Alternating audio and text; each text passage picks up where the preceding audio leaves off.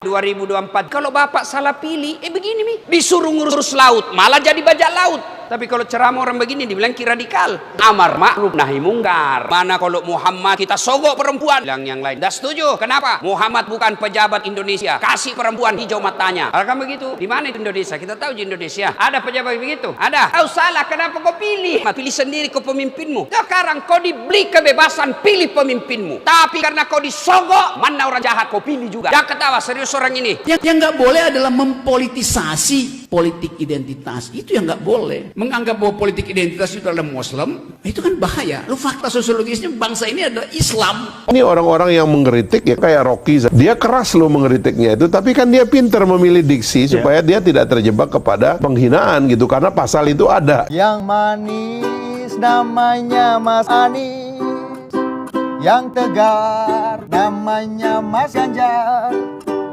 legowo pasti Pak Prabowo. Jangan lupa bangga sama Erlangga.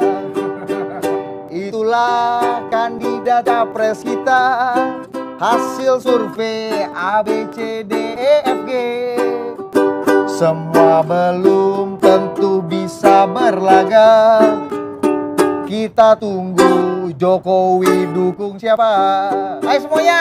Yang manis namanya Mas Anies, yang tegar namanya Mas Ganjar, legowo pasti Pak Prabowo.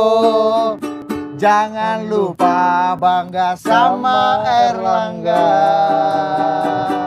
Kita bermohon semoga rahmat Allah senantiasa dicurahkan dan melahirkan keberkahan-keberkahan terbaik yang diridhai Allah Subhanahu wa taala. Komen, like, and share. Like, subscribe, share, and comment. Orang Islam harus berpolitik supaya ruang-ruang politik ini tidak menjauh dari maqasidus syariah. Dinamika koalisi partai-partai politik Indonesia dalam rencana mereka untuk bersinergi dan berstrategi untuk memenangkan kontestasi. Bagaimana peta koalisi partai politik Indonesia menjelang pemilu 2024? Prinsip kita, biar kita sepakati dulu semua poin-poinnya, baru kita deklarasi sama-sama. Kan begitu, supaya ada yang cara lain. Ya tadi itu KIB, bikin koalisi dulu. Nanti setelah itu dalam koalisi, mereka membicarakan semua hal. Sampai sekarang belum selesai juga. Begitu juga di Pak Prabowo dan Caimin sudah sama-sama. Tapi sampai sekarang juga belum bisa menentukan siapa. Karena itu, kami mengambil jalan yang berbeda. Jalannya adalah kita selesaikan poin-poin itu dulu. Yap. Itulah gunanya tim kecil. Boleh Dan tanya nih,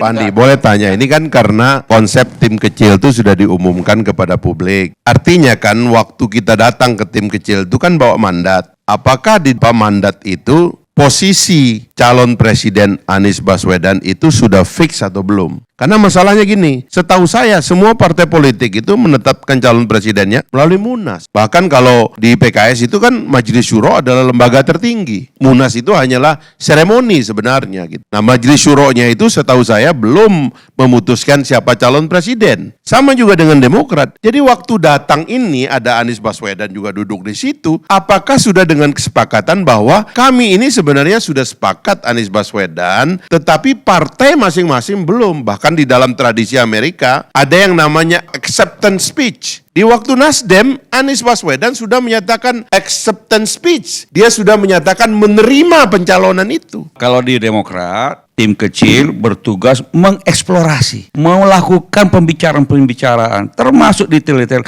dan melaporkannya kembali kepada Majelis Tinggi. Keputusan Majelis Tinggi adalah keputusan yang final. Itu saja.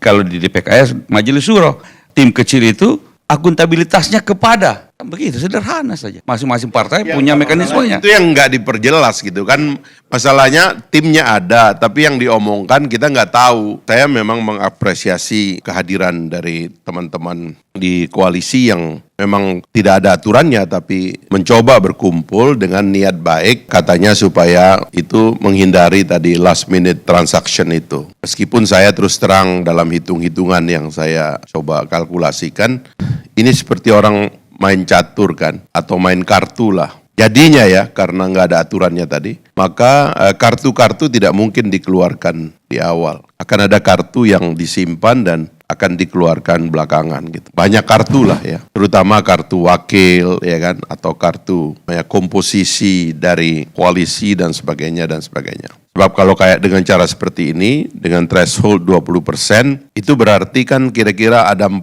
koalisi. Koalisi Perubahan, Koalisi IB, Indonesia Bersatu, kemudian Koalisi Kebangkitan Indonesia Raya, sama PDIP gitu. Belum ada koalisinya. Niat baiknya kita tangkap ya, saya mengapresiasi niat baiknya, tapi bahwa kita memang tidak meregulit apa tidak mengatur yang kita maksud itu, justru itulah masalahnya gitu, yang menyebabkan kita tidak bisa menghindar dari dugaan-dugaan orang bahwa karena nggak ada aturannya, maka semua orang boleh menebak sebenarnya apa yang terjadi. Termasuk bahwa sudah ada banyak sekali problem di dalam koalisi dan di luarnya begitu. Ya itu juga nggak bisa dihindari. Fakta bahwa Bang Zulfan kena semprit, ya kan, atau saya nggak tahu mungkin sudah mundur juga. Tadi yang disebut oleh Prof. Cipta juga demikian, ya kan. Di sosial media ada beberapa nama-nama pesohor juga yang secara eksplisit juga menyatakan mengundurkan diri dan seterusnya lah ya. Ini sebenarnya bagian dari ketidaksempurnaan sistem yang menyebabkan partai politik juga punya masalah gitu. Termasuk masalah partai politik itu adalah ya kalau Bung Willy sekarang menjadi tentu karena partainya sudah secara resmi melalui tahapan yang saya kira relatif valid begitu ya, sudah mengumumkan Anies Baswedan gitu. Saya sendiri pernah mengusulkan harusnya Anies Baswedan itu dianggap sebagai resmi kadernya Nasdem karena dia dulu pernah mendeklarasikan Ormas Nasdem. Jadi sebenarnya Ormas adalah anggota dari partai politik, itu valid. Dan itu sebenarnya bagian dari cara kita mematangkan proses reformasi partai politik dan demokrasi kita, bahwa kader yang dimajukan itu adalah kader partai politik. Sebab ini juga menurut saya harus diselesaikan, harus diperbaiki. Karena saya mengatakan kan dengan sistem seperti sekarang ini, ya tadi yang saya tanya kenapa saya tergelitik itu nanya kepada PKS dan Demokrat, tiba-tiba setelah Anies Baswedan dideklarasikan gitu, tiba-tiba kedua partai ini mengatakan kami mengajukan ini sebagai wakil, mengajukan AHY sebagai wakil, mengajukan Aher sebagai wakil. Sebenarnya kalau bicara kedaulatan partai politik, kedaulatan anggota, ya ini nggak boleh dikatakan oleh partai politik karena ada prosesnya. Gitu. Seharusnya mereka, nggak bisa dong kalau teori saya sih, memang ini kehendak saya atau keinginan kita nanti di masa yang akan datang, setiap partai politik itu mencalonkan ketua umumnya atau kader yang dipilih di dalam partai tersebut untuk mewakili partai tersebut, mengajukan gagasan-gagasan, manifesto, dan ide-ide partai politik tersebut, ideologinya, program kerjanya, dan dia sekaligus representasi sah dan calon presiden yang akan diajukan di dalam pemilu. Itu memudahkan rakyat untuk mendeteksi atau membaca perbedaan antara partai yang satu dengan partai yang lain. Yang sekarang ini tidak ada. Itulah yang tidak ideal ini, yang sekarang ini terpaksa dialami oleh partai politik. Bahkan juga partai politik menghadapi problem kepercayaan diri terus-menerus dari fakta bahwa memang partai politik tidak punya kader. Tragedi itu dalam demokrasi apabila partai politik itu tidak punya keberanian untuk mengajukan calonnya. Karena maksud kita ini berpindah dari sistem otoriter yang hanya dikelola oleh segelintir orang melalui jalur yang tertutup kepada mekanisme yang terbuka dengan partai politik dalam demokrasi, karena kita ingin partai politik menjadi pusat kaderisasi dari calon pemimpin bangsa. Kalau dia adalah ketua umum, ya, atau wakil ketua umum, ya seperti dalam kasus PDIP mengajukan Puan, ya harusnya itu memang dia orang partai, dia yang keliling untuk orang partai. Tapi ini kan yang hilang. Dan begitu, ya dengan segala maaf saya mengatakan ada figur populer seperti Anies itu masuk ke nomor 1, istilah membajak proses ini begitu ya. Meskipun ada yang lain juga yang dibajak, yaitu Mas Samara yang oposisi kepada pemerintah begitu. Tiba-tiba yang lain mengatakan partai-partai ini dengan tanpa reserve begitu, saya mengajukan ini jadi wakil gitu. Ini anomali sebenarnya gitu. Belum lagi yang saya kritik juga ya. Coba lihat itu calon-calon orang-orang yang masuk ke dalam survei itu. Itu rata-rata semua itu orang yang kerja di eksekutif, terutama gubernur dan wali kota, terutama gubernur lah, karena dianggap jenjangnya demikian. Padahal sebenarnya ini, dan lagi-lagi para pembesar partai politik dan terutama mereka yang menjabat di legislatif itu tidak tidak mendapatkan popularitas dan elektabilitas karena publik kita memang bias terhadap eksekutif. Yang dianggap kerja dalam tradisi kita itu adalah eksekutif. Ini yang menjelaskan kenapa Anies Baswedan yang surveinya tinggi, Ganjar Pranowo surveinya tinggi, Ridwan Kamil surveinya tinggi, Khofifah surveinya tinggi. Itu karena publik sudah bias kepada eksekutif. Pertanyaannya, apakah partai politik menyadari itu sehingga hak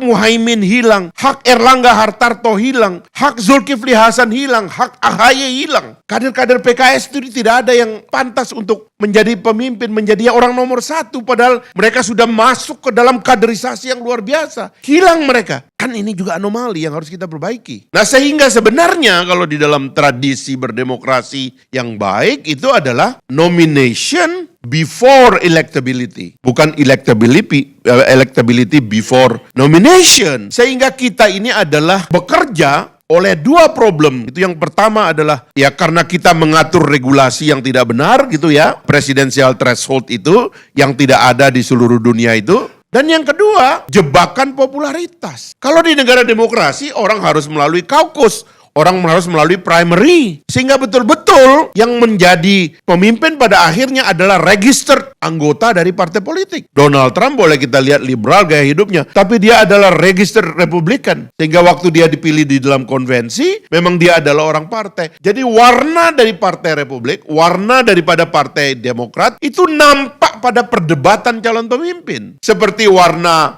Macron, orang tengah, sama orang kanan seperti Marie Le Pen, itu kelihatan dia di dalam perdebatan. Ini ideologi negara, ini program negara kalau saya mimpin. Ini program negara kalau saya mimpin. Ini kan tidak ada di kita ini. Jadi menurut saya, bisakah kita pakai 11 bulan ini yang tidak ada dalam aturan ini untuk merekonstruksi kembali hal-hal yang ideal gitu. Sebab yang dikatakan oleh Bung Willy tadi itu, ya kita jadi kayak begitu. Ya kan seperti orang dalam gua itu gitu. Sebenarnya kita nggak tahu karena ini variabelnya terlalu banyak. Seharusnya kita kompres karena itulah kepentingan kita hari-hari. Dalam demokrasi ini kita nggak boleh keluar dari membicarakan 3 hal terus-menerus. Yang permanen adalah dan yang sulit berubah adalah nilai-nilai ideal kita yang sudah ditafsirkan dalam naskah-naskah penting negara. Proklamasi, Undang-Undang Dasar, Pancasila, dan sebagainya. Itu menjadi percakapan kita. Sehingga kehebatan bangsa kita sebagai negara yang punya fondasi, hari demi hari itu mendapat pujian orang. Dan menjadi dipahami oleh elit. Baru kita bicara cara kerja negara. Bagaimana sistem ketatanegaraan kita perbaiki. Presidensialisme yang harus kita perbaiki. Sebab ada kekacauan, ada kesalahan. Kalau kita mendengar kritik-kritik para ahli tata negara tentang sistem kita, itu kacau sekali. Presidensialisme, rasa parlamentarisme, Kongres tidak menjadi kongresionalisme. DPR kita lumpuh karena diakuisisi oleh eksekutif melalui para menteri dan ketua-ketua umum yang ditarik masuk kabinet. Barulah yang terakhir kita bicara calon presidennya siapa, pemimpinnya siapa, calon legislatifnya siapa, yang akan memperbaiki keadaan ini siapa. Itu sekuensnya gitu. Nah 11 bulan ini mohon maaf ya,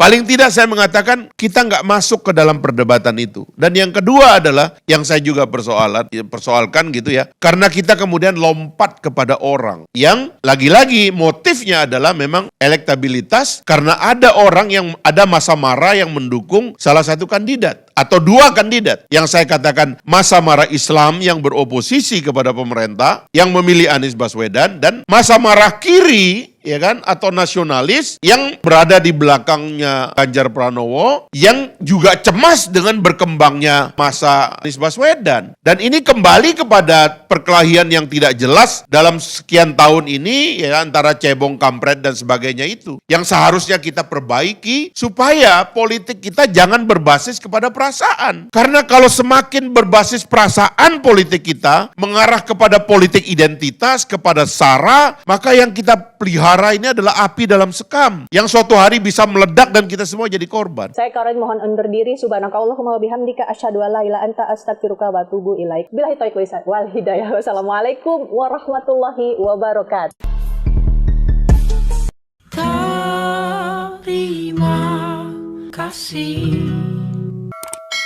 Terima kasih. Wassalamualaikum warahmatullahi wabarakatuh.